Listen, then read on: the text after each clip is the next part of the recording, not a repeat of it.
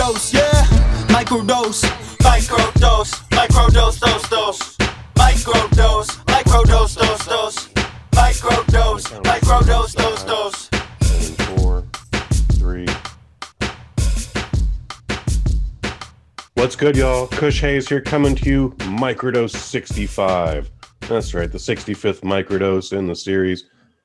Special guest today, Mr. Mike Fish of Claret and Big Blue, and the upcoming Waffle Box. My man, how are you doing, Mike? I'm well. Happy Cinco de Mayo. Happy Cinco de Mayo, recorded on May the 5th, the celebration of Mexico's independence from the French. And I'm happy to celebrate anything against the French. There you go. What do you drink? I noticed you're drinking something there. What are you drinking tonight? A Yingling. I was planning on getting something Spanish, but I ran out of time. Mm-hmm. So I had to go with America's oldest brewery. Was it Budweiser? Yingling. Yingling. I'm not familiar with Yingling. I'll show it to the camera, but obviously you're listening at home, you can't see this, but it's... It looks like Milwaukee's Beast. It looks like Hams. I'm gonna guess that's a regional thing to the Jersey of New. Well, it was Pennsylvania. So Pennsylvania, okay, the tri-state area. Yeah, ish. If you had to describe it, I would say it's like a slightly classier Budweiser. It's definitely a cheaper beer, but it's not as aggressive, I think, on the palate as Budweiser. Okay. When I do get to go to Holland, when we're not in a pandemic, I noticed that like Holland's version of Budweiser is, I know I'm saying it wrong, but it looks like Jupiler, but it's probably Jupiler. Oh yeah, I've tasted. I had that when I went to the old dam. Okay. What is the UK's equivalent of Budweiser? Probably like Carling or Carlsberg's Danish. So yeah, Carling, I would say. Okay. Well, I noticed like Heineken had a huge presence in Holland as well, and that's German, isn't it? No, it's a Dutch beer. Oh, word. All right. Well, learn something new on the Microdose. When you go to Amsterdam, you should definitely 100% check out the Heineken brewery. It's awesome. maybe on the 5th run then. Maybe on the 5th run, hopefully coming up this summer. Okay. Yeah. I normally go to the town of Breda, or most recently the city of Tilburg. But I think it was year 3 we finally like just hung out in Amsterdam for a day, and it's like, oh wow, this is pretty impressive. Like I get scenery wise, I get why people come here. This is overwhelming just looking at this one square. Yeah, but just don't stand around for too long. You'll get run over by a bicycle.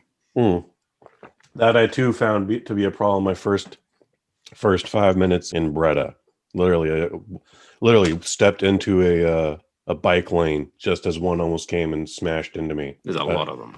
More UK stuff. I recently, just as I was telling you off duty, I got jury duty coming up on June 1st, and that's going to be our first big Waffle Box premiere. Well, hopefully now. I think it'll be fine. Like, again, I don't think I'm going to get called up for the murder trial of the century. At least not on this day, I hope. So I feel like we'll still be able to record something. Worst case scenario, I'll just do it via phone. Just be like, hey, Mike Fish, I'm calling you straight from Civic Center downtown San Francisco. It's crazy here. Something along those lines. It is, for those who are wondering about Waffle Box, it's an audio/visual podcast. So maybe it'll have to be one of those where I'm talking, then we have like your picture in the corner. Yes. Reporting live from jury service. I'll send you my headshot. Yeah. Or I'll give you a slideshow even. We can just rotate through them as I'm telling you what's happening as I'm being sequestered on day 1 of jury duty. How does that work over here? Well, so the longest I've ever participated in jury duty was 2 days. And then thankfully the lawyers picked their 12 jurors as well as their 2 alternates or whatever it was. And then they dismissed everybody else. So I have not been any further than that. But sometimes you can just call in every day for a week. And then finally, like on the 5th day, they're like, yeah, we don't need you. Don't worry about it. Go back to your normal duties and don't worry about this phone number for another 2 years. Sometimes you'll get called in and you can be either immediately dismissed or you can sit around in a lobby till they find a court for you.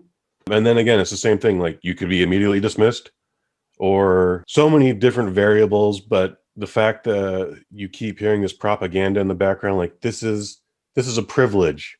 This means you're doing one for your country. And oh, by the way, if you don't do this, you can be penalized with a fine and or jail sentence. And it's like, Yeah. And if you have to miss work, you don't get paid, right? if you have, it depends on the job, but most times no. Yeah, if you get jury duty, there will be no work check for you unless you use your sick days. And it's after the second day of jury duty service that they send you a daily rate of something like $15 a day for service. All right, like I don't even think that's federal minimum wage. Yeah, I think my job gives you 3 days worth of jury service full paid, and that's it. But in England, your job has to pay you your normal. They have to pay you as if you were there working. Wow. But I do think there is like some kind of thing in place where they can then request that money back from the government or something like that. But yeah, you don't. Last time I was in jury service in the UK. I was on it for 2 weeks and I didn't miss a check. Jeez. Which was nice. So but you were actually a part of a trial. Yes. Wow. Well, they book you for 2 weeks at a time, and so if the trial that you're on only runs a week, then you have to go back for the second week, and they'll just put you on another one. Fuck. But you can only they can only call you 3 times. Once they've called you 3 times, they'll never call you again for the rest of your life. For the rest of your life. Oh, yeah, that would you be have to glorious. do 3 services. For us here, it's a minimum of 2 years before you'll hear back from them. And I think this last year of COVID got me an extra year. And then I'm 100% positive. We're going to get a little conspiracy theory here, Mike Fish. I'm 100% sure that my registering my first vax was like, yeah, he's going to be good in June. Let's get him. Oh, you know it. You know it. I'm 100% sure. I've heard that if you, it's all rumor and speculation, but I understand like if you decline your opportunity to vote in November, then it's automatic. Like they know like, well, this guy needs to do some jury duty for sure. Like he's not patriotic enough or something. Well, I haven't got to worry about it yet because I'm not an American citizen yet. So you can't vote yet or anything? Aren't you married to an American citizen? I am, okay. But I'm only technically on here on a green card. So fascinating. But I think I can, if I remember correctly. So either this year or next year, I'm eligible to just apply for an American passport. But I was thinking about doing that so I could do the whole, hey, I can vote now in my country that I now reside in. But I think the processing fee is something like $700, $800 to do it. I'm like, I mean, I'm good with. I'm scheduled in a year in advance, man. Like, what is that? $5 a week or something? Like, do I want to vote that bad? Do I? Sometimes you do. I've seen your tweets. Sometimes you do. Yeah. Well, we're good at the moment. So I think I'm good for another 3 years. I don't need to vote. Well, for the presidents, but then you got your local elections too. So, and they don't seem important until they are. Yeah, it's a conundrum, I believe they call it. But all right, so no voting for you, no jury duty for you. No jury duty. It might be a fair trade. I don't know. Like jury duty is really inconvenient for me, and I feel like the more I talk bad about it, it's gonna dig its fingers deeper into me on June 1st. Yeah, you're gonna get suckered into like something really juicy, and you're gonna be there for like months, living out of a hotel. Oh no! You're gonna have to cancel the podcast. Like they're not gonna allow me to search the internet. Like, oh, this might be the last microdose ever, folks. You heard it here first. Well, no, you got a couple of weeks there. Oh, okay, you're still good. Oh, that's right. All right. Well, we got one in the bank too, so maybe we'll stretch it out somehow. As I said, I got the movie theaters are opening up again, and I'm looking forward to getting back into the theater and then reviewing a movie. This Friday, I'm getting ready to see the new Guy Ritchie movie, Wrath of Man, with Jason Statham, everybody's favorite action hero, balding action hero. Of course, Jason Statham's in a Guy Ritchie movie. Why wouldn't he be? He hasn't been in a Guy Ritchie movie since at least Snatch, I want to say. I could be wrong about that. To be fair, I didn't even know Guy Ritchie had made a movie since then. Although he made the Sherlock Holmes movie, right? He did the 2 Sherlock Holmes movies. He did 2019's Disney's Aladdin. Did and he? Then, What? That was yeah, Guy Ritchie? that was a Guy Ritchie movie. It looks great, but it's still Aladdin. Like it pissed off did people for no not know reason. that. It was weird. I was just like, no, this one song here is weird, but the rest of this movie is beautiful, man. Like, Good for him. I enjoyed my theatrical experience of Disney's Aladdin. But then last year he also had The Gentleman, which was an ensemble thing, and that was fun. It wasn't quite Lock, Stock, and Two Smoking Barrels, but it was a nice return from something very Hollywood like your Sherlock Holmeses and your Disney's Aladdins again. So, Although I think his Sherlock kind of gave a little nod and a wink to his Lock, Stock, and Snatch days. I think it was gritty-ish. I mean, it was definitely. You cannot deny it's a Guy Ritchie film. Like Disney's Aladdin is going to be a little. Again, you were surprised by that, but yeah, Sherlock Holmes is definitely. It's got all the Guy Ritchie-isms. It's got the classic slow-mo and the fast dialogue with the dialect. But yeah, looking forward to Wrath of Man. It's going to be your usual revenge movie. Jason Statham stars as Liam Neeson. That's good. That might be the closing bump. You never think about it, man, but like the UK has actually got an interesting film industry out there. Like I know a lot of Hollywood movies get imported over there, but not too many end up over here. At least not before Netflix. Like you'd have your indie darlings and the Oscar contenders and My Tea with Grandmother Part 7, but now you got Jason Statham in Oopsie Daisy. In the Victorian era, Jason Statham must pick a new wife. Her name is Daisy and she's clumsy. Jason Statham in Oopsie Daisy. Jason Statham in... Oh, I'm sorry. Excuse me. One minute. I'm sorry. Any UK movies that should have made their way over here? Like they're trying to do an action thing over there that I noticed thanks to the power of Netflix. So there was I forget what it was called over here, but in the UK and in the rest of Europe, it was called Bastille Day.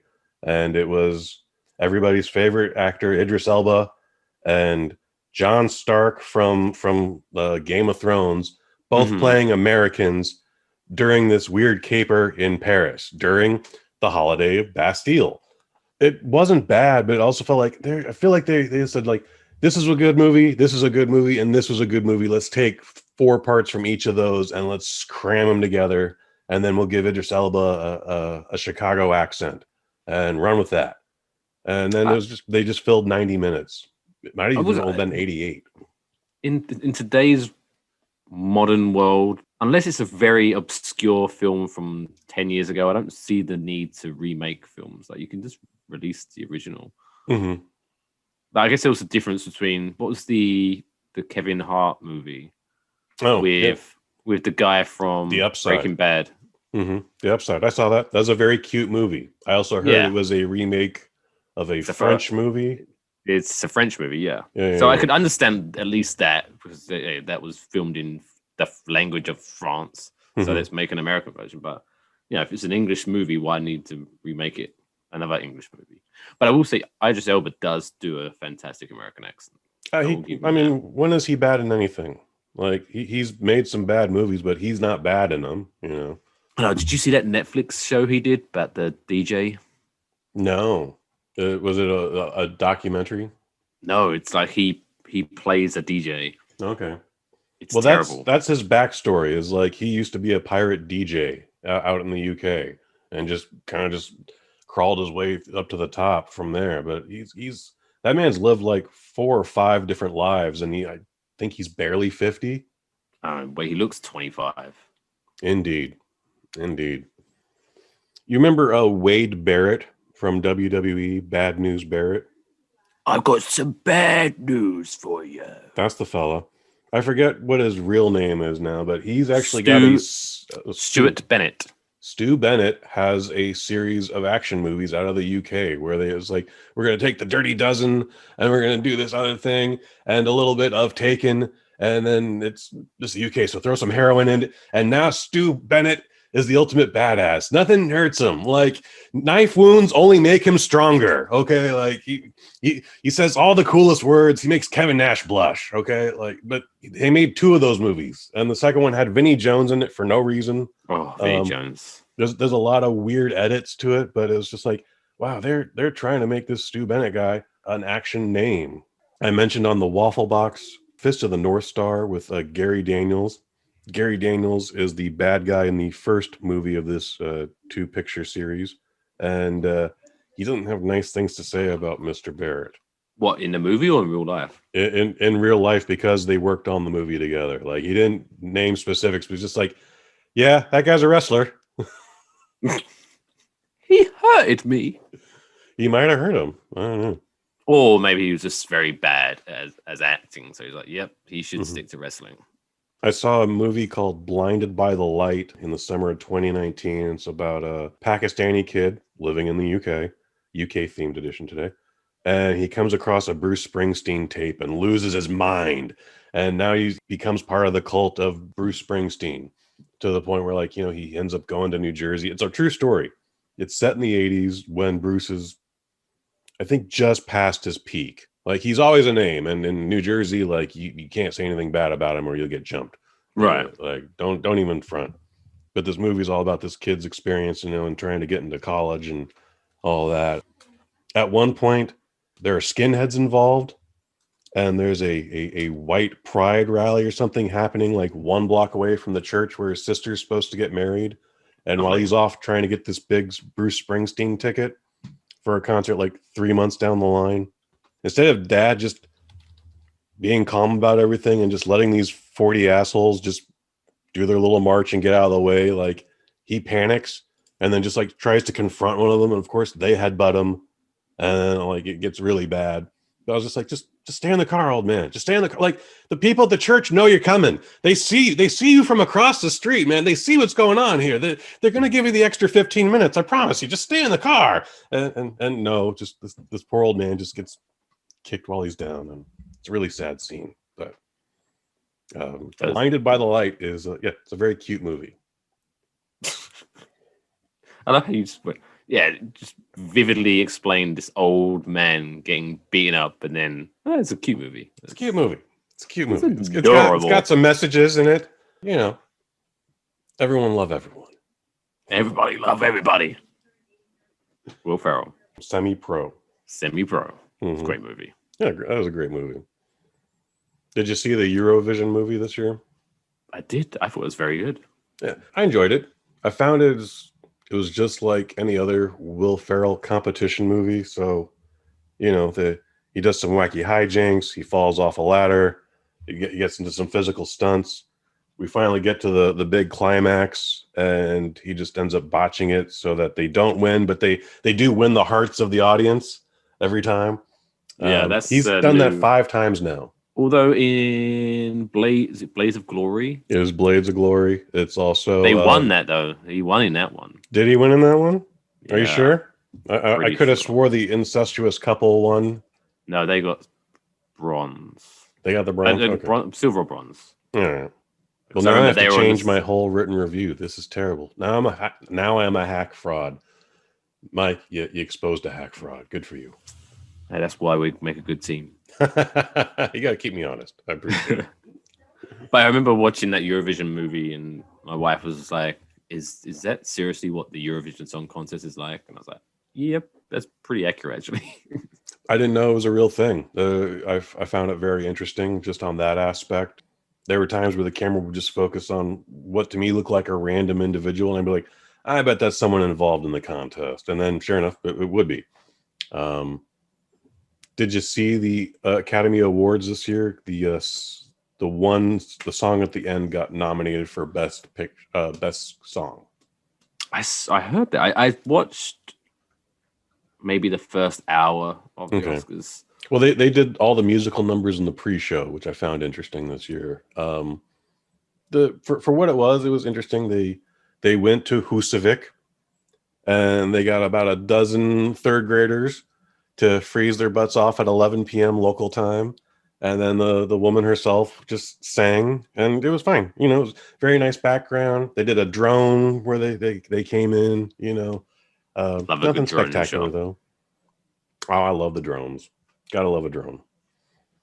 Especially where they're doing that thing where they have the drones arranged to spell things in the sky and shit. I've been seeing videos of that out of like Hong Kong and Thailand, man. That's just They very had cool. they had some at WrestleMania this year. Oh, did they? Okay. Yeah.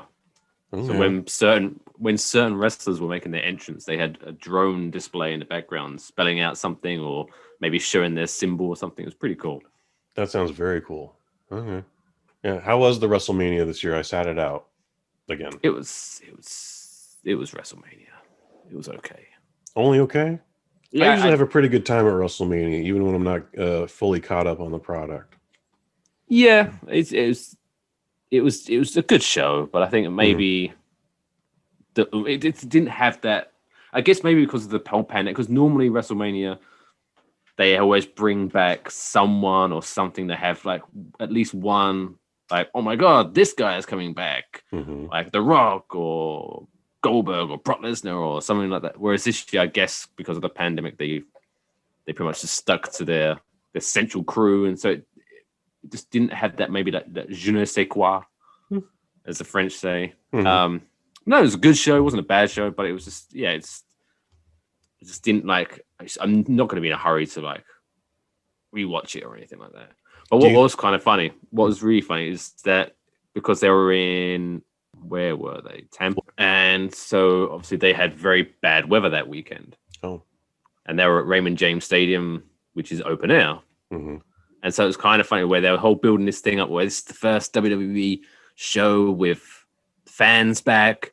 And oh my God, it's going to be so exciting, and hyped it all up. And then they had like the woman singing, I can't remember who it was, but someone singing God Bless America or whatever it is, America the Beautiful. And then they had the big epic intro music video. And then they were in the stadium and they're like Michael Cole going, welcome everyone to WrestleMania. Anyway, so we have a bad weather, so we're on weather delay here.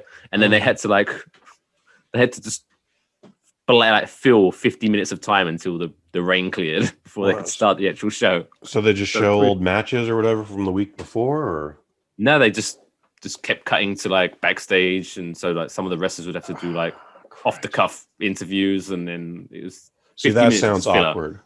That doesn't sound good. But I think now if you go back on demand and watch it on Peacock, I think they've cut it out so it just looks seamless. I would imagine that would be the first thing they cut out. Yeah, that's totally a Hail Mary desperation. Again, we got to fill time here, folks, till we don't know when. Like it's all force majeure at this point. But it was worth it just to see the epic like visual of seeing Michael Cole and Samoa Joe at ringside wearing ponchos. That sounds pretty great.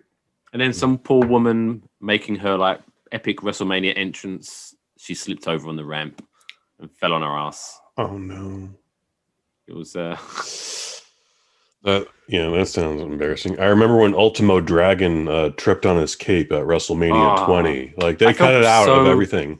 I felt so bad for him because that was, if I remember correctly, that was pretty much the only reason he signed for WWE, because he wanted to have his WrestleMania match. And I think he was still in just like a battle royal, or it was like a cruiserweight battle royal, I think. Yeah, if I remember correctly. But I in the back of my head, because I was like, oh, this guy, he's so pumped for this. This is his moment, and then he falls over, and I was like, oh, I felt bad.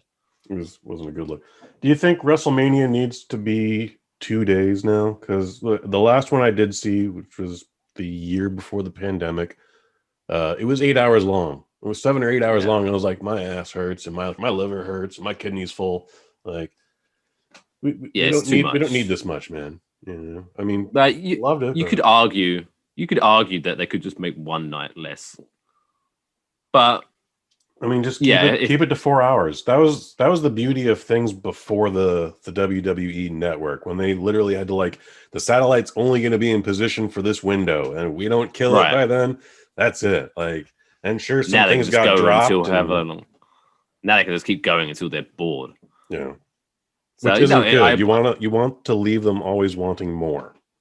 Yeah, I think 2 nights of 3 hours each, maybe, because then you get 3 hours of WrestleMania, and by the time that's finished on Saturday night, you're kind of like not dying, and then you can have a rest, and then you come back the next day for the second night. But that's why I think it's still technically a WWE product, but I think that's why I got into NXT. I don't know if you've ever watched any of their product, but it's their quote unquote pay-per-views, their takeover shows. They're very consistently, they have 5 matches, they're 2 to 2.5 hours long, boom, that's it. And it's just really good wrestling. So I think I watched that more than I watched like the Raw, SmackDowns, because Raw's 3 hours every Monday. I can't do 3 hours every Monday. That's a lot to commit, man. Plus with the commercials and then the skits. Like I audited an episode one time, and it was 20-minute promo, and then we got like a 3-minute match, and then it was just like video package, promo, video package, commercial. Like it was about an hour before we finally got real wrestling, or any kind of wrestling for that matter. Yeah, it's pretty bad. So I didn't mind it before, because I don't know. I don't think they still do it anymore. But they used to have a Hulu version where they used to cut it right down. And so if you had like Hulu without commercials, you could just crush Raw in like an hour and 20 minutes. It was even Hulu with commercials, like it's still a cut version of the previous product. I think they take out a lot of the video packages. I want to say Hulu on Raw, if it's still a thing or was a thing, I want to say it was only like 2 hours, even with their commercials, even with the Hulu commercials. It might have even been less than that, but it was less than that. Yeah, it was a lot easier, and because they cut out a lot of the filler, a lot of the crap, it was a show that you could actually sit and almost enjoy. As crazy as that sounds, enjoying the show you're watching. Yeah, but then I am that guy who wants to watch the product live. Like if it's done, I don't want to go back. It's like everything's written down, everything's on Twitter. Like the best thing I'm going to hear about, the worst thing I'm going to hear about. At that point, yeah, I don't feel the need to watch the on-demand product. Live is better. Because then you get to go on social media and you get to like see what everyone else is thinking while you watch. Like, whereas if you're like 10 minutes behind, you kind of have to like avoid social media, avoid everything. Don't talk to me. Don't call me. Don't. Like, we get it a little different over here. So even after saying all you're on that, West Coast, you're West Coast, so your live is behind you. But I can avoid Twitter for 3 hours. You know, like I can stay off Facebook for 3 hours until it's 8 o'clock and it's time to watch the 3-hour broadcast of Raw. I can do all that, but it's just like I don't care. So for like shows like Raw, they pushed them back essentially 3 hours for you. I mean, it's just it's a satellite service at that point. So when HD was first a thing, like cable companies are offering it in their package for like an extra $10, you can get 100 HD channels. Now it's just included in the service for free and everything. But when that was a thing, the USA network, their HD feed would be the live East Coast feed. So you would see everything as you would see it yourself, Mike Fish. And that was great. And that I would be like, oh yeah, I'm going to watch Raw at 5 o'clock now. And then I got the rest of the evening to myself or to do whatever. And I think, I think part of that put a chink in the armor for me, because I was like, again, 3 hours, even 5 to 8, that's a commitment. But again, trying to do 8 to 11, people got work the next day and you're just exhausted. It's a whole odyssey. Yeah, I remember when it never came to fruition, which I think I bought the tickets, but I never went. When I was living in England, I bought tickets to go see SummerSlam at Staples Center. But I didn't end up going. Okay. But that excited me because obviously it would be the pay-per-views would be live, so it would start at 5 p.m. and end around 8 p.m. So I was like, that'd be good. Going to a live wrestling show and then still having the rest of, then you can start your night by going out in LA. That'd be pretty sweet. Yeah. So West Coast may be the best coast for live wrestling, maybe. Indeed. When a SummerSlam is 5 o'clock on the West Coast and you're in the UK, that's like 1 a.m. your time, isn't it?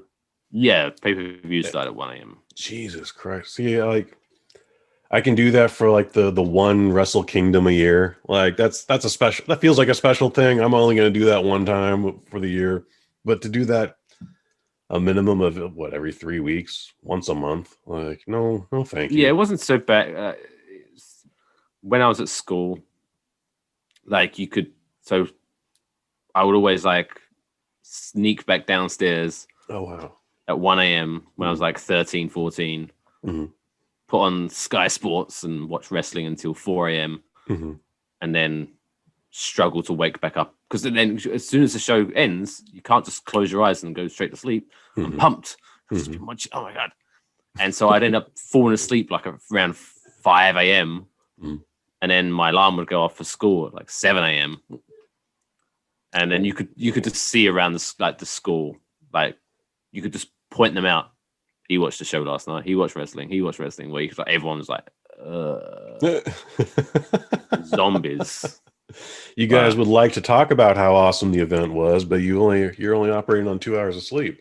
Yeah. Did you end up seeing Fighting with My Family, the movie, as opposed to the documentary? Yeah. Yes, I did. Okay. I liked it a lot. There's a lot of inconsistencies in it, or artistically licensed decisions they make. But the one thing I always had a problem with is when Paige's family is watching her at WrestleMania. I'm like, it's 3 a.m. right now, guys. Like, how the fuck are you guys this active? You know, like he's just taking calls. Like, what do you want? Like, he should be like, it's 3 a.m. Why are you calling me? Instead, he's like, it's WrestleMania. Why are you calling me? Yeah. You know, the in-laws are hanging out. The baby's awake. The baby probably would be awake. But it's just like everyone's hanging out like it's just 6 p.m. That was the one thing I couldn't shake. But I was actually quite surprised how, for that kind of movie, yes, it's not 100% historically accurate, but It I was actually should be. quite surprised how accurate it was. Like it was I was expecting way more artistic license to be used there. They did a weird thing where sometimes they're actually like, this is a business, this is entertainment, and we go through these moves and we work together as a team, even though we come off as opponents and blah blah blah blah blah. But then the movie ends with like, oh, Paige just wins the belt. Like it will. The Rock said, yeah, you're going to be on Raw now, and you're going to be in a title match, and then it's a shoot. Now she's really wrestling for that title. Like again, there's a lot of weird choices they made in it. Still a very delightful movie. Yeah. Fun fact, I remember going to a independent wrestling show in England that her mother was wrestling on. Okay, yeah, Soraya. Yeah. And actually, I don't know, have I told you this story before? About there was some idiot got a Coke can, crushed it up, and I've heard this story, not from you, but I've heard this story. Please say it for everyone else. And so her and I can't remember who she was wrestling at the time, just flying She's through the wrestling crowd. cheerleader Melissa. Was it cheerleader Melissa? Yes, that's how I know this story. I didn't even know I'd seen cheerleader Melissa live. This was a first event. Chick Fight was a San Francisco product, and then someone in the UK licensed it, and it was real quality wrestling. RQW. Yes, Len Davies. I got to meet that guy. He's a cool dude. Yeah. He licensed the thing. They did an event. It was going to be a co-production, and then it was just a UK production. But Soraya wrestled cheerleader Melissa, and something happened where, again, they were outside of the ring, and her knee landed on the Coke can and split her kneecap wide open. I get sure we're still thinking about it. Yes. Yeah, the show stopped for like a good hour while obviously they cleared up. Wow. They were waiting for the ambulance, and that's when her husband came out, who was a big boy. And they cast him very well in the movie, I thought. I think, but yeah, that was a pretty epic. Because I only gone to that show to watch. It was Doug Williams versus Naomichi Marufuji was the main event of that show. Oh, neat. But then I ended up seeing on the same show Drew Galloway versus Sheamus O'Shaughnessy, who obviously Drew McIntyre and Sheamus now. But yeah, that was that was the high. Well, not I don't say the highlight, but that's what I remember most about that show. That was pretty crazy. Small world. That's fascinating. Because so I was working for Black Pants Productions in San Francisco, and they do Chick Fight, and they were doing APW stuff and all that. And then we had a meeting on Monday, that following Monday, and we spent an hour of the meeting talking about that. Like the meeting went like 2 hours over because of it.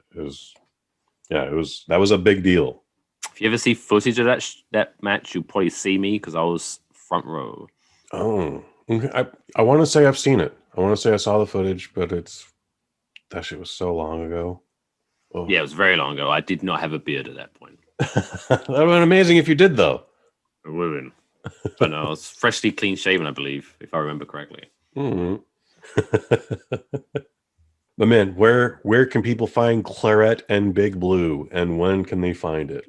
So pretty much no matter what social media platform you use, you can just find us at CBB Pod. So CBBPOD. It's on Twitter, Instagram, Facebook. I even believe there might be a TikTok account, but that hasn't been updated, so don't bother following that. But all the links that are relevant are at cbbpod.com. So you can find us on all the links how you can watch us. You can watch us live every Tuesday at 6 p.m. Eastern on YouTube, Twitch, and Facebook. Listen on demand, Spotify, Apple Podcasts, iHeartRadio, all the places you can listen to. That's myself and Mr. Alex Middleton. And then obviously you want to make sure you're following Waffle Box. So for those, that's Waffle Box POD on Twitter, Instagram. I did create an Instagram. Yeah. Mm-hmm. And we got a little preview of that up right now on YouTube. I don't know how it's being received, but I know it's being viewed. And the next one come out June 1st. June 1st. Yeah. So the way it's going to probably work is the visual version will probably come out first. Okay. Just because I don't have to do any editing on that one. What do you have to do for the audio? Just make a couple of little... Because, I mean, I could if I wanted to, the video version, but I just don't have any video editing software, and I don't. Gotcha. So I just put up the raw stuff. That's where you get the raw Waffle Box. Yeah. But then Dark audio and gritty version Waffle Box. Yeah, the audio version I can do a few little tweaks, so that will come out a little bit later, Okay. probably. So the video version will probably be available every Tuesday night. So that'll come out after Claret and Big Blue. It's gonna be a busy day for me. But then the audio version every Wednesday morning, I would say. But yeah, follow us on Twitter and Instagram, Wafflebox POD. That's what's up. Next week, May 12th, Kush and Kai number 55. We're talking Hanging with the Homeboys. 2 weeks after that, Sweet Science Cinema number 3. We're talking $1 Million Baby. And right now, you can catch the newest episode of the Kick-Ass Movie Podcast. We're talking Blood Fist 3, Forced to Fight. For Mike Fish, I've been Kush Hayes. You've been you. Play us out of here. IAmSoLoco. And then Cheerio. Microdose, microdose, microdose, microdose, microdose, microdose, microdose, yeah, microdose.